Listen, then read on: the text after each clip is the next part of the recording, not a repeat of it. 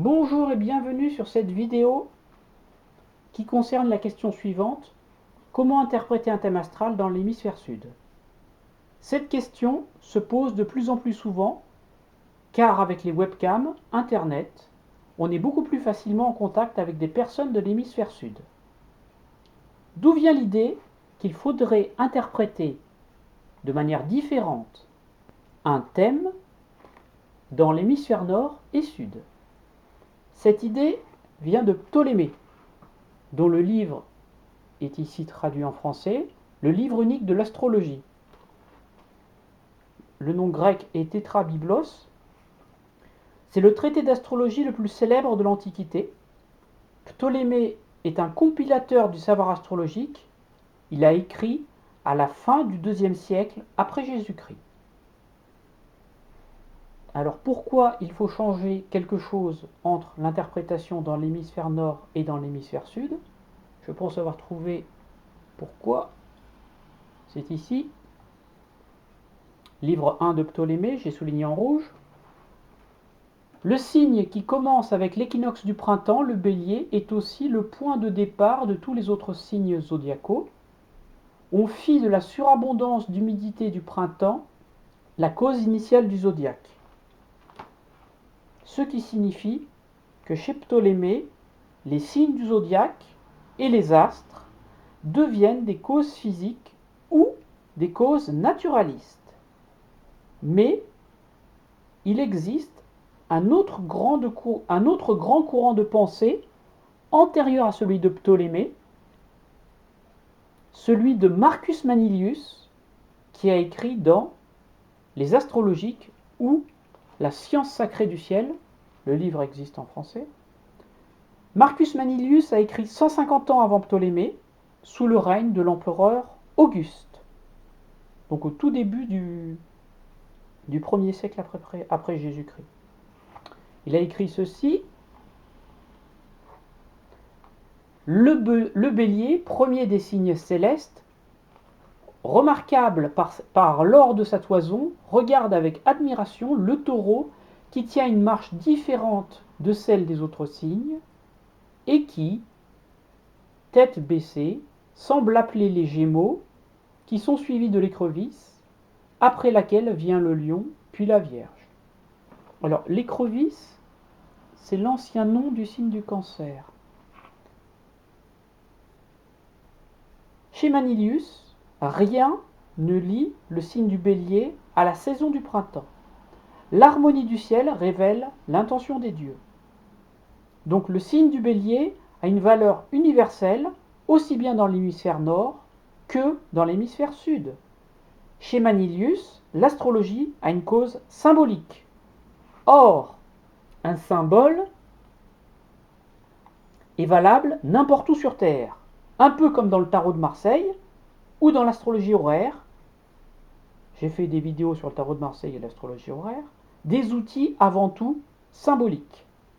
Chez Manilius, les astres sont le signe de ce qui va arriver sur le plan psychologique, événementiel, alors que chez Ptolémée, les astres sont la cause de ce qui va arriver. Ce qui implique que le déterminisme astral est beaucoup plus fort chez Ptolémée que chez Manilius. Suivant l'exemple de Ptolémée, certains astrologues actuels, comme Daniel G, ont tenté d'appliquer la méthode à l'hémisphère sud, notamment dans cet ouvrage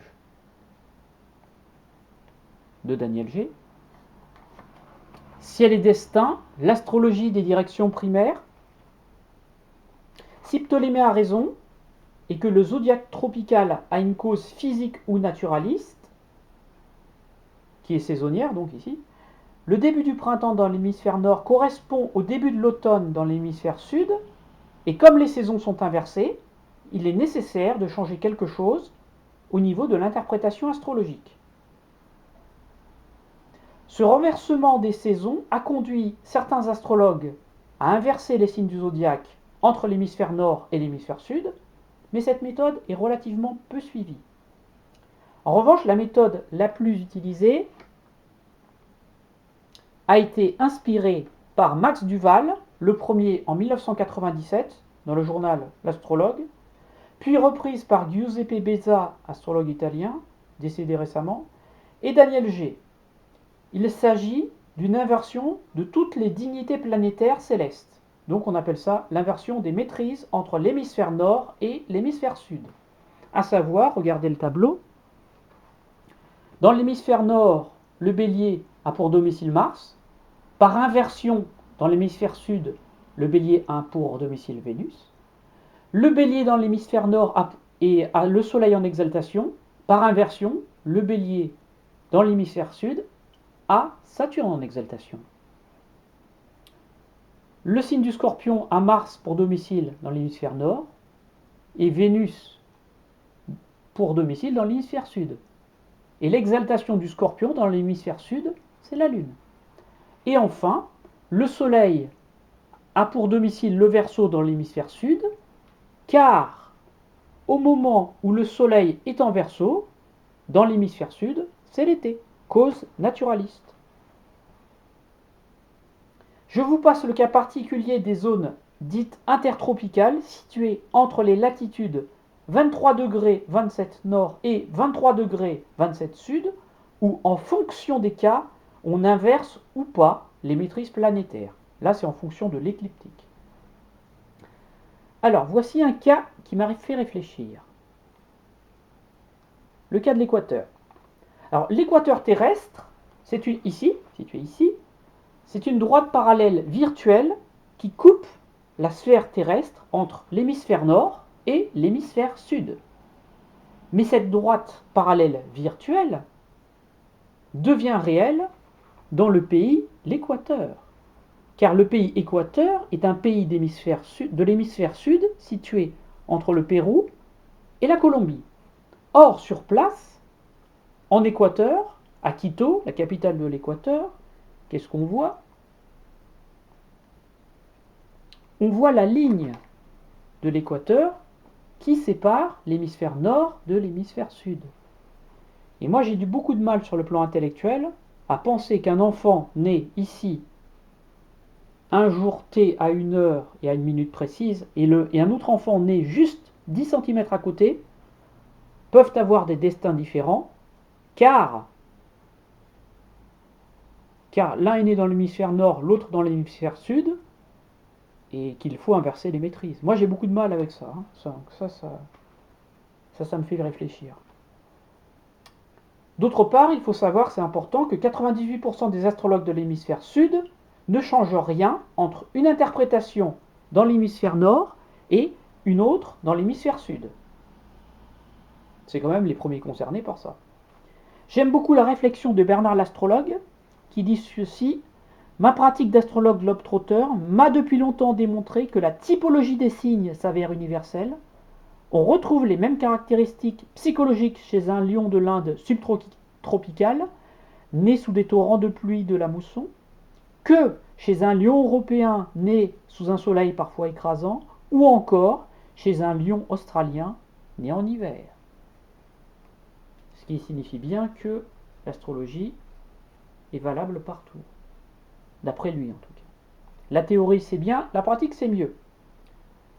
L'une des personnalités les plus connues dans l'hémisphère sud est le pape argentin François. Cela tombe bien parce qu'il est né à Buenos Aires, donc à une latitude 34 sud et 36, 34 degrés sud et 36 minutes.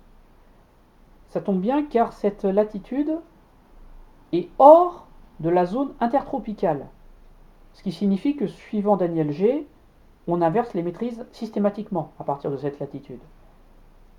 Donc l'évêque argentin devenu pape José Mario Bergoglio est né le 17 décembre 1936 à 21h à Buenos Aires. Il a le soleil en Sagittaire, l'ascendant Cancer et la lune en Verseau. Donc la fonction de pape dans son thème astral. Pour regarder sa carrière, on regarde principalement la sphère sociale de la maison 10 ici. On constate qu'il a Uranus en maison 10. Uranus en maison 10 peut donner une carrière où un événement imprévu change tout, du jour au lendemain. C'est ce qui lui est arrivé. Sans inverser les maîtrises, comme je pense, il a le milieu du ciel à 0 degré Taureau, le milieu du ciel a pour almutène à égalité la Lune et Vénus, ce qui signifie que la carrière professionnelle du pape François est liée à la Lune et à Vénus. Vénus, c'est l'amour, la Lune, la popularité, le Verseau, c'est le signe de la fraternité, et la maison 7, celle des autres. Je trouve que c'est une belle signature astrologique pour un pape. En revanche, si on inverse les maîtrises, le degré 0 Taureau, en astrologie ancienne, a pour almutène Mars. Est-ce que la fonction de pape est liée à Mars en balance, maison 3? Certes, la fonction de pape est liée à des déplacements, maison 3, mais est-ce la fonction principale? D'autre part, en astrologie moderne, donc, le maître du Taureau, si on inverse, c'est aussi le Scorpion, c'est Pluton, car Pluton est maître du Scorpion, par inversion. Une carrière de pape est-elle signée par un Pluton maître de 10 en 1? Moi, je trouve pas. Quand a-t-il été élu pape? Le 13 mars 2013 à 16h06 à Rome. Prévision astrologique. J'utilise les éclipses. La dernière éclipse avant son élection a lieu le 28 novembre 2012. C'est une éclipse de lune. Dans une éclipse de lune, on regarde principalement où se trouve la lune. La lune de l'éclipse, donc l'éclipse est à l'extérieur du thème. À l'intérieur, on trouve le thème du pape François. L'éclipse 6 degrés 47 Gémeaux active par trigone dans le thème natal du pape sa Vénus, 7 degrés 36 Verseau. Le trigone est un aspect bénéfique. L'aspect se fait avec moins d'1 degré d'orbe. C'est intéressant car la lune est maîtresse de 10 et almutène de la maison 10. Donc l'éclipse de lune précédant son élection active bien un significateur de carrière sans inverser. Alors que si on inverse les maîtrises, c'est Pluton et Mars qui deviennent maîtres et almutène de 10, et la lune n'active de l'éclipse, n'active ni Pluton natal, ni Mars natal. Deuxième méthode de prévision, les fridaires. Les fridaires qu'on appelle aussi les périodes planétaires en astrologie occidentale. Le pape François a été élu pape le 13 mars 2013. Le 13 mars 2013, ça se situe entre le 18 décembre 2011 et le 31 mars 2013, soit en fridaire de la Lune et en sous-fridaire de la Lune. Donc, cela va augmenter sa popularité. Sans inverser, la Lune est almutène de 10, la carrière. Donc, il a été élu pape dans un fridaire et dans un sous-fridaire de Lune qui est bien almutène de 10, sans inverser le thème. Alors que si on inverse, on n'est pas en fridaire de Mars, ni en sous-fridaire de Mars. Troisième méthode prévisionnelle, la plus utilisée par les astrologues modernes, il s'agit des transits. Donc on regarde où sont les astres dans le ciel au moment de l'élection, c'est-à-dire le 13 mars 2013 à 15h06 à Buenos Aires, ce qui correspond à 19h à Rome. Donc dans les transits, on regarde principalement les aspects les plus exacts en orbe. Ce qui est frappant de voir, c'est que Saturne, le jour de l'élection, se situe à 11 degrés Scorpion, en carré partile, c'est-à-dire sur le même degré astrologique à la Lune natale, 11 degrés Verseau. Donc la Lune, la popularité, et la Lune, almutène de 10, la carrière est encore activée. Saturne par transit ce jour-là active aussi Mercure, aspect partile, par sextile, Mercure situé à 11 degrés Capricorne. Mercure est maître et almutène des maisons 3 et 12. Donc la maison 3 nous parle d'un déplacement. On remarque là aussi que ni Mars, maître de 10 par interception, ni Pluton, maître de 10 moderne par inversion, ne sont activés par les transits, pas rien du tout, en aspect majeur. En revanche, on voit aussi que Pluton, le jour de l'élection, est en conjonction partile à Mercure natal. Pluton 11 Capricorne, Mercure 11 Capricorne. Donc là, effectivement, en inversant les maîtrises, on a Mercure qui est maître de 9, car la 9 est en Poisson, et en inversant, dans l'hémisphère sud, le Poisson a pour domicile Mercure. Donc on a peut-être quelque chose qui est lié à la spiritualité. Néanmoins, dans le thème du pape François, je trouve que sans inverser, ça marche très bien. Vous pouvez lire mes articles sur mon blog sur Nelson Mandela et Diego Maradona, deux personnalités nées dans l'hémisphère sud, pour savoir qu'il n'est pas nécessaire d'inverser les maîtrises pour arriver à de bons résultats dans l'hémisphère sud.